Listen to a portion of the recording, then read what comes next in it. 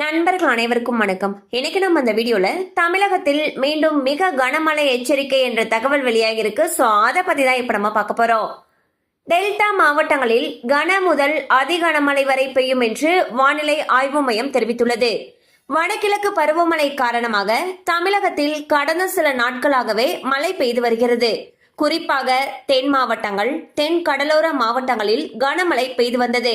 இந்த சூழலில் தென்கிழக்கு வங்கக்கடல் பகுதியில் கடந்த 22ஆம் தேதி புதிய காற்றழுத்த தாழ்வு பகுதி ஒன்று உருவானது. இந்த காற்றழுத்த தாழ்வு பகுதி காற்றழுத்த தாழ்வு மண்டலமாக வலுப்பெற்றது. இந்நிலையில் காற்றழுத்த தாழ்வு மண்டலம் வலுப்பெற்று டெல்டா மாவட்டங்களை நோக்கி மெதுவாக நகர்ந்து வருவதாக தகவல்கள் தெரிவிக்கப்பட்டுள்ளன.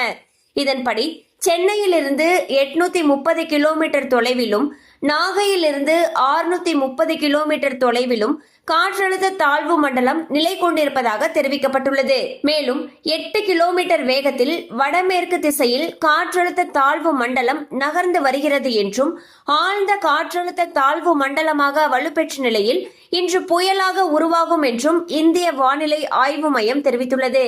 இதன் காரணமாக நவம்பர் 28ஆம் தேதியன்று கடலோர தமிழகத்தில் அநேக இடங்களிலும், உள் தமிழகத்தில் ஒரு சில இடங்களிலும், புதுவை மற்றும் காரைக்கால் பகுதிகளிலும் இடி மின்னலுடன் கூடிய லேசானது முதல் மிதமான மழை பெய்யக்கூடும். மேலும் சென்னை, திருவள்ளூர், காஞ்சிபுரம், செங்கல்பட்டு மற்றும் விழுப்புரம் ஆகிய மாவட்டங்களில் ஓரிரு இடங்களில் கன முதல் மிக கனமழையும், ராணிப்பேட்டை, திருவண்ணாமலை, கள்ளக்குறிச்சி, கடலூர் ஆகிய மாவட்டங்கள் மற்றும் புதுவையில் ஓரிரு இடங்களில் கனமழையும் பெய்ய வாய்ப்புள்ளது.